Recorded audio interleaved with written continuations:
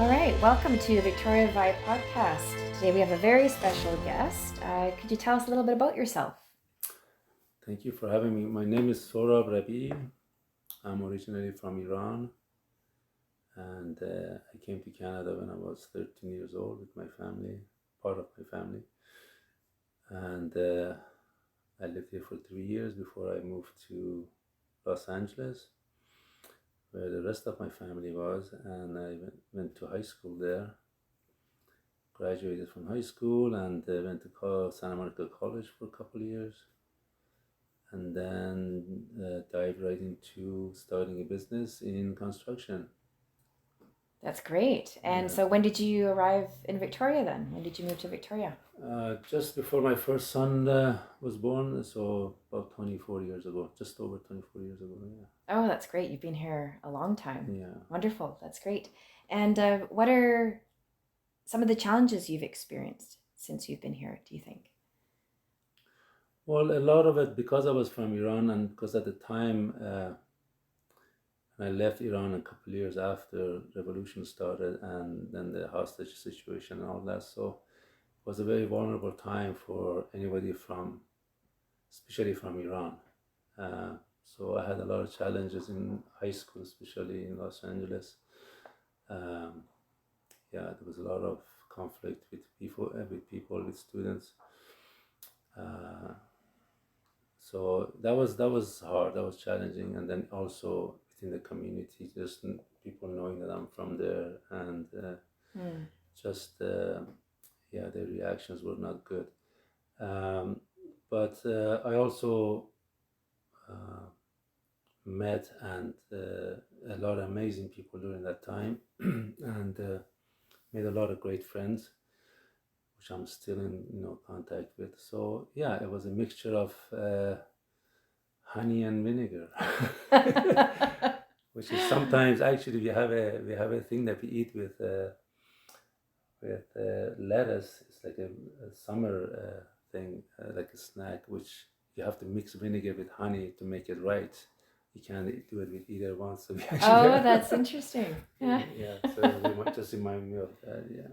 No, fair enough. And so what is your profession here? What do you do? I have over the years done a little bit of everything.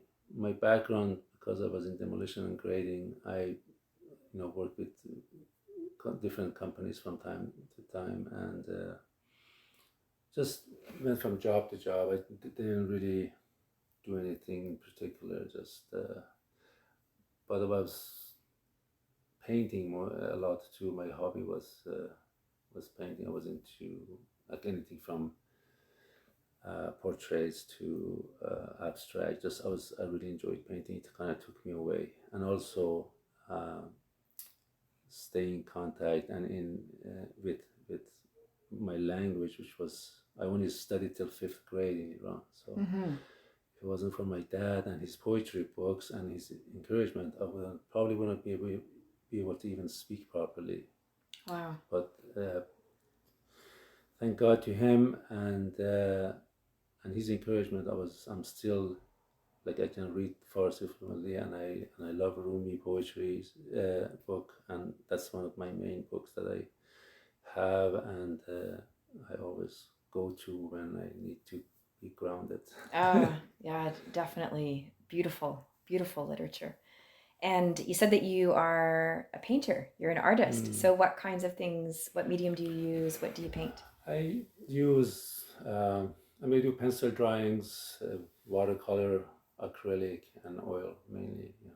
Oil and acrylic mainly. So, and yeah, anything from, I do like to lean more toward subjects that have a story to tell. So I try to do that. But I also love painting nature, and the painting behind you is Yes, it's gorgeous. It's unfinished painting, like many other things, many other paintings.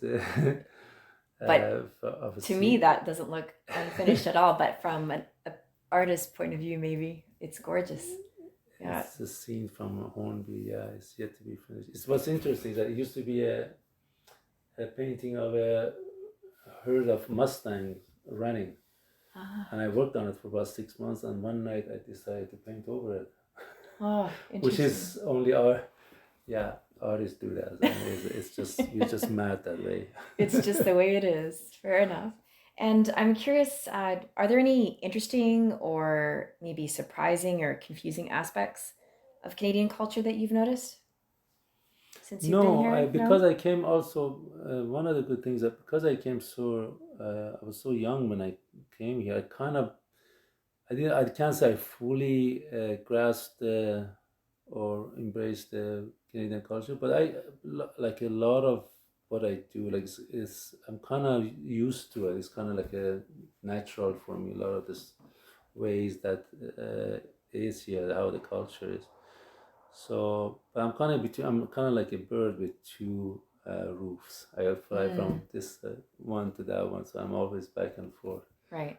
And I love both, and I love this country, and I love this land, and the beauty of it, the nature, the clean water and air, and just things that we don't really think about and appreciate fully unless we lose it. So I hope that stays around for many generations, and That's a beautiful way to put that. it's a great place to be. Yeah.